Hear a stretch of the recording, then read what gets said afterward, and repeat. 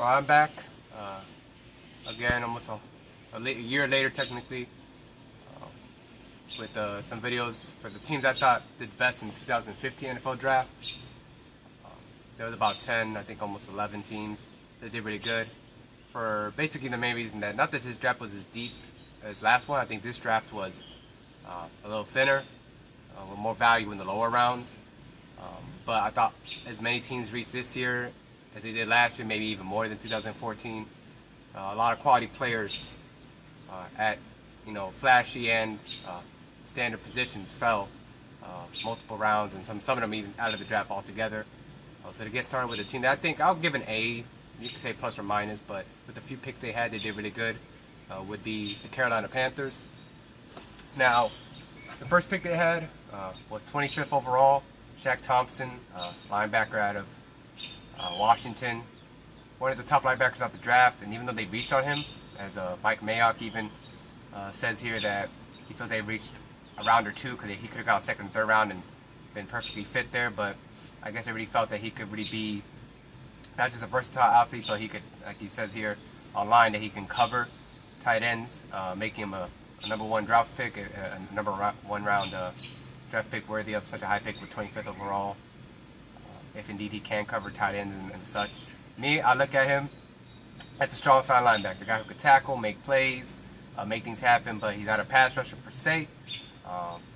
He's a running back, but I don't think he's a star running back as either. I think if they try him at defensive back or safety, they're going to end up putting him at linebacker, seeing if he can't cover like that. I don't think if he covers great as a linebacker, they're going to put him in safety. So they're going to pick one and move him down to linebacker. They're not going to go the other way. But still a good pick, a player that probably might not have been there by the time they got the pick again in the second round, which they got the pick here. It looks like the 41st overall pick, which was Devin Funchess, wide receiver / tight end out of Michigan. Now, he was a player that wasn't regarded as a top 5 wide receiver because people didn't know what position he was going to play, whether he was going to play inside or, as he preferred, to play outside, looked at as a receiver, because wide receivers get more money anyway, and he's not much of a blocker, they said, to play tight end, that is. But maybe they use him in the slot, maybe total opposite side of Kelvin Benjamin. Still was a good pick.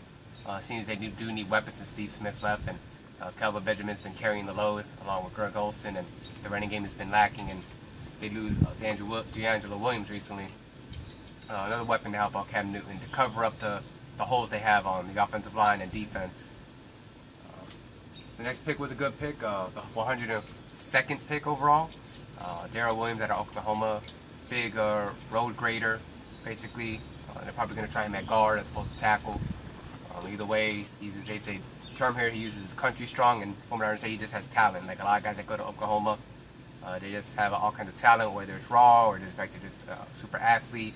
They got the height, weight, speed thing going on. This guy, he's got height, weight, strength going on. Still a good pick if they need some help to shore up the offensive line. As it hasn't been the same since Jordan Gross has retired, and other players have come and gone and not really panned out as well.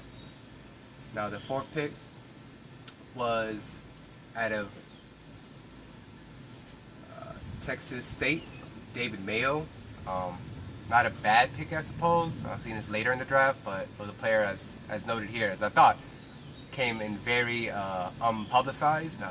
Just a regular linebacker, probably in a 4-3, not really an outside pass rusher guy or setting the edge guy, but someone who could watch his gap assignments. Said the key word here that Mayock, I think, or another analyst described him, was very productive among all other linebackers in the country. Just coming out of Texas State, it's kind of like a cupcake school compared to teams like Texas and Texas A&M, Baylor, things like that. But a pick they felt they needed to give Luke Kuechly help outside of Thomas Davis, who isn't getting any younger. Next pick was their 5th overall. The other one was 169. This was 174th. Cameron Artis-Payne. Not a bad pick. Seeing that they need value at running back since they don't have D'Angelo Williams again. So they want to keep some kind of firepower there. So he's not too heralded. But I would say he's underheralded. Someone I had my eye on, but the last couple of years he was behind Trey Mason until last year. So we'll see what he does. This is kind of like a guy, even if he's a wash, he's picked in the 5th round. It's not even a big deal if he doesn't do well for them.